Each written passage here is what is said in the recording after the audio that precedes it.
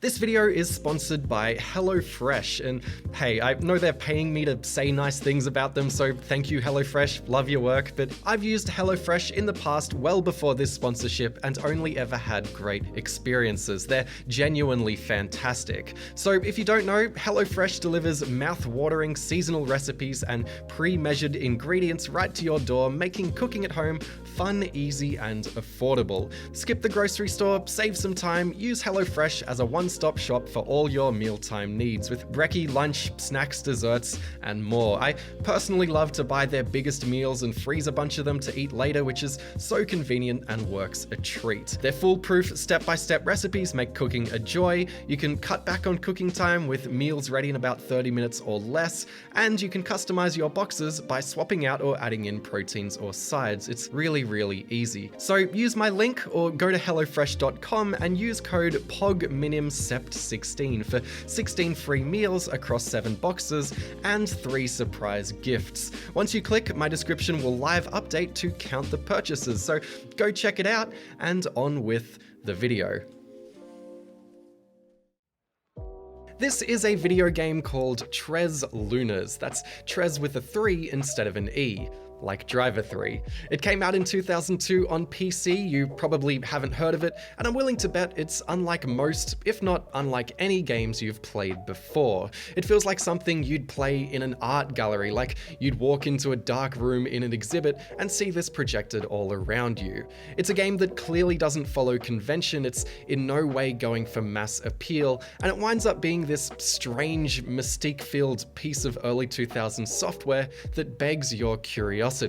Throwing you in the middle of this strange world without a single instruction, it's up to you to navigate the puzzle box that is this game to figure out what the point of this strange program is. But first, this probably needs some background, like where did this game even come from? Well, Mike Oldfield is a name that many of you would know as the Tubular Bells guy, or the Exorcist soundtrack guy, or the guy who has that one song in Metal Gear Solid 5, but for those who don't, Mike Oldfield is an English musician who burst onto the scene in the mid-70s with a then massively experimental prog rock album called Tubular Bells. It was a total surprise hit, it sat on the top of billboards across the world, and it was used in The Exorcist's soundtrack. Its blend of clean, catchy hooks and crescendoing instruments now holds an iconic spot in music history, and it also kicked off Richard Branson's career, being basically the first big hit on Virgin Music. After Tubular Bells, Oldfield continued his career experimenting and embracing new technology and instruments, regularly releasing tracks and albums up until 2017 that occasionally dipped into but generally sat outside of the mainstream. Commercially, he never returned to the astronomical numbers Tubular Bells sold, but he always carried Tubular Bells' sense of grandeur and exploration through his projects. And so, naturally, the world of video games caught his attention.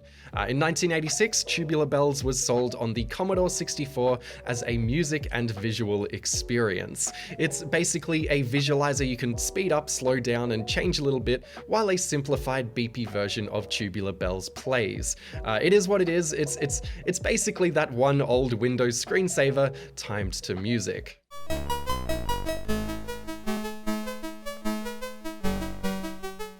The back of the box claims this was a new and revolutionary experience, but Commodore releases like Psychedelia, Deus Ex Machina, and George Fields' synth demo all did things this does, but both better and earlier, whether it's being a better visualizer or even having a better sounding version of Tubular Bells. Still though, Commodore 64 Tubular Bells marks the start of Oldfield's digitally interactive experiments. Here's a copy of the 1994 album, The Songs of Distant Earth. This is Oldfield's 16th record, he'd been working hard, and it's a concept album based on the 1986 novel of the same name, itself based on the 1958 short story of the same name. It's a bit of a rabbit hole. On the back here, you can see that this first track is called CD-ROM track. That's because this isn't a song, it's where the interactive content on this CD is stored in the track listing. So when CDs came along and home computers started appearing in everyone's households, Philips and Sony teamed up to make a new CD format that could play content on both traditional CD players and interactive systems like computers. This format was initially called the CDI, and yes, it's exactly what the Philips CDI game console used, but the technology was also used in the music industry. Later evolving into what were called enhanced CDs, artists would often include things like music videos, interviews, wallpapers, live footage, that sort of thing. Hi, I'm Britney Spears and welcome to my enhanced CD. In here you'll find my music video, Baby One More Time, some interviews, and a lot of fun pictures. Sometimes they'd be a bit more experimental, and Oldfield being Oldfield, instead of treating the format as a way to throw in bonus material, he did his best to integrate his enhanced CD content into the album as a concept piece. He was trying to do something more than tacked on bonus content. As the story goes, Oldfield fell in love with the game Myst while making this album. It inspired his music, and it inspired him to create this game. Well, sort of a game. Compatible with the Macintosh System 7, it has a puzzle at the start that, once you complete, allows you to click around a small handful of short videos. Ah, I see you found your way into the place of hibernation. But do you realize it's more than 800 years until we're due to arrive at our destination? As you can see, they're each very goofy, very compressed, very 90s. They're very entrenched in the album's sci-fi aesthetic, and they reference the novel. My favorite one sees a glowing, opaque Oldfield intensely stare you down while playing a 10-stringed guitar over some green screen stars. Going into this, having researched it, I expected something closer to Myst and got something closer to the simplicity of his Commodore 64 game, but again, this reflects Oldfield's intent to experiment with blending music and video games on some level. Which brings us to Tr3s Lunas, which, alongside being a video game, is actually Mike's 21st studio album, which released in 2002. Tr3s Lunas is quite an upbeat, laid-back record of space-age sounds, and compared to his other albums, it feels quite stripped back. Not bad, but almost simplistic, and music reviewers at the time speculated that this was because Oldfield was focusing on the accompanying video game. Just after the Songs of Distant Earth, Oldfield spent a year from 94 to 95 developing the game that became Tr3s Lunas. He was trying to create a real-time, virtual reality, non-violent, music-based game. What a mouthful. And during that time, he actually did make something that supposedly resembled this final game. The only problem was he could only run it on a fridge-sized Silicon graphics machine, the things that a lot of 3D animated movies were made on at the time. He considered touring his techno fridge around, but ultimately banked the idea and waited until home computers caught up with the technology. In the year 2000, he returned to the project and started Oldfield Interactive, a small team set up to develop the game. Also, I wanted to make a game which is a chill-out game, if you like, because I'm so sick of all the computer games. I bought all of them for research, you know. Everyone, you have to kill something, you have to shoot something, you have to compete. Oldfield tried to shop Tr3s Lunas around to video game publishers to little success, probably smart business on their end, all things considered, so he instead packaged the game, or rather a demo of the game where you had to buy the full version off his website for about £20, with the album, and Warner Music Spain released it. So here we are. Bonus disc, free demo of Music VR 3D interactive PC game. Music VR is the name of the entire project, and you can think of Tr3s Lunas as episode 1 of Music VR, as he planned to make more episodes after this. VR does stand for virtual reality, but this game doesn't have anything to do with VR headsets. Apparently it was called Sonic VR during development, and I can't think of any legal reasons as to why that didn't stick. Tr3s Lunas starts you in front of a cactus. Jarring. You then use the mouse to fly around, and you'll sort of magnet to most objects when you fly up to them. Off in the distance is some very word art looking Tr3s Lunas 3D text, and sitting there inside of the moon L is a floating electric guitar, so I hovered over to it and suddenly I had control of it. The controls for flying around are super unwieldy, but still I started flying around this strange world, taking note of the volcanoes in the background and the spaceship flying above. Music faded in and out depending on what I was near, until I flew the guitar into this portal where, without a loading screen, I was suddenly in space rollerblading among the stars while a wondrous mystical track picked up, giving me a whole new area to explore. Another time I flew up to these glass crystal-y looking things, which when I did, it gave me a coin that I could start throwing at things. I hovered over to these 3 figures, the word choose whispered into my ear when I did. I picked one, and before I knew it, the sky faded into night and I followed a flaming formation of birds over to a crater in the water. By the edge of the crater, I saw a stairway up to an archway. I went up to a tiny winged baby, and suddenly a giant baby was forming in the crater, which synced up with some fantastic whimsical music. The baby created a UFO, I guess, and I attached myself to that UFO as it flew me across the map and into a volcano. It's all very abstract. It's very outlandish, very surreal. And hey, maybe you're rolling your eyes at the overtly artsy or nonsensical nature of it all, but I actually did find a lot of value in playing this thing. If I threw a coin at another one of those figures, I'd join some dancing ants to some dance music as they marched through a disco tunnel into a cave. If I threw a coin at this moon, I'd be transported to the moon and creating beats for the high energy choral background music by throwing stars around. If I threw a coin here, I'd suddenly follow an arrow shooting off the planet and I'd find myself exploring a spaceship in the sky. And again, there's no loading screens ever. Like, this being a custom engine built for the game, and it does some weirdly impressive stuff with scaling, whether you're flying away from something or zeroing in on something really tiny. It seems to effortlessly scale detail in a way that engines just sort of didn't at the time. Each of these adventures that Tr3s Lunas takes you on are like these early 2000s mystical real-time 3D micro music videos. I found them a joy purely on an aesthetic level, especially because Oldfield's music couples perfectly with them. They're full of surprises and discovery, and they look great with this indescribable, clean early 2000s 3D graphics look. Like, it's not for everyone, but to me, there's rarely a frame where Tr3s Lunas looks ugly. This all appeals to that part of your brain that just likes to vibe with things, that just likes to hang out and sit in a nice atmosphere and take in the music and the sounds and just click with it all. The album was marketed as a chill out album, as chill out music, and I think that fits this really well. This also appeals to that part of your brain that wants to decipher the meaning behind it all. Like, it appeals to the art analyst side of you.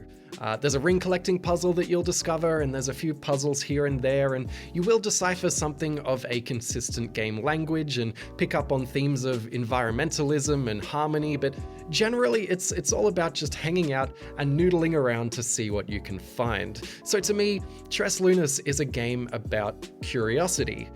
Something that I love that it does is it restricts you within areas with these big transparent walls, and to escape you need to poke around a bit to kick off a new adventure.